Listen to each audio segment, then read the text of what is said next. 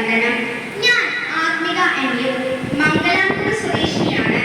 HSS Sreekrishnapuram സ്കൂളിൽ 7ാം class വിദ്യാർത്ഥിയാണ്. ഞാൻ ഇന്നിവിടെ അവതരിപ്പിക്കുന്ന കഥാപാത്രം സ്വർഗാധിപതിയും ദേവന്മാരുടെ രാജാവുമായ ദേവേന്ദ്രൻ.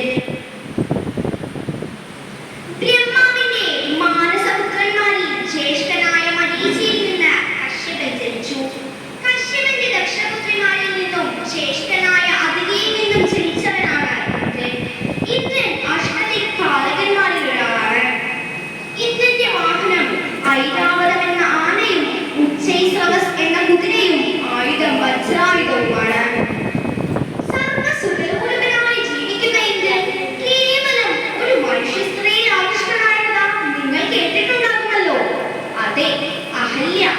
ബ്രഹ്മാവ് സൃഷ്ടിച്ച ഏറ്റവും സുന്ദരിയായ സ്ത്രീയും ഗൗതമ മഹർഷിയുടെ ഭാര്യയുമായിരുന്നു അഹല്യ. ഒരിക്കൽ അഹല്യയുടെ സൗന്ദര്യത്തിൽ മയങ്ങിയ ഇന്ദ്രൻ ഗൗതമ മഹർഷി തപസ്സിനായി പോയ ഡോക്ടർ നോക്കി അദ്ദേഹത്തിന്റെ വേഷത്തിൽ വന്ന് അഹല്യയെ പ്രാപിച്ചു. തിരിച്ചു വന്ന ഗൗതമൻ സത്യമറിഞ്ഞ് കോപിഷ്ഠനായി.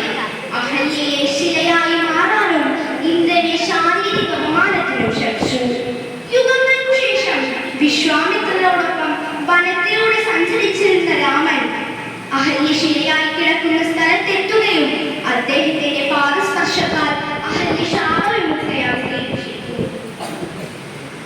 ഇന്ദ്രന്റെ സ്വഭാവ സവിശേഷതകളോടുകൂടിയ മറ്റൊരു കഥാപാത്രം കൂടിയുണ്ട്. അതെ, യയാതി. ചന്ദ്രവംശ രാജാവായ യയാതി. ഹിന്ദു പുരാണങ്ങളിലെ നഹുഷന്റെ മകൻ. ശർമ്മിഷ്ഠ, ദേവയാനി എന്നിവരെ വിവാഹം കഴിച്ചു. ശർമ്മിഷ്ഠയുമായുള്ള ബന്ധത്തെ തുടർന്ന് ദേവയാനിയുടെ പരാതിയിൽ പിതാവായ ശുക്രൻ യയാതിയെ വാർദ്ധക്യത്തിന് ക്ഷണിച്ചു. പിന്നീട് പുത്രനായ കുരുവുമായി വാർദ്ധക്യം മാറ്റി യൗവനം സ്വീകരിച്ച് ഭോഗസുഖങ്ങൾ അനുഭവിച്ച ശേഷം കാമം ഒരിക്കലും അവസാനിക്കുന്നില്ലെന്ന് തിരിച്ചറിഞ്ഞ് യൗവനം അതിന് തിരികെ നൽകി വാനപ്രസ്ഥത്തിന് പോകുന്നതാണ് യയാതിയുടെ കഥ. പക്ഷേ ഇവർ തമ്മിലൊരു വ്യത്യാസമുണ്ട്. യയാതിക്ക് സ്വന്തം തെറ്റ് മനസ്സിലാക്കാനും അത് തിരിച്ചറിയാനും സാധിച്ചു. പക്ഷേ ഇന്ദ്രനോ അത് സാധിച്ചില്ല.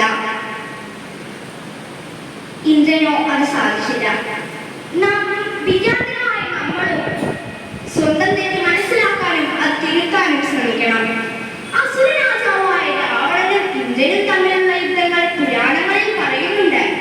രാവണൻ സ്വർഗമാക്രമിച്ച് ഇന്ദ്രനെ തോൽപ്പിച്ച് വൃത്തിയാക്കുന്ന സന്ദർഭങ്ങൾ ഏറെയാണ്.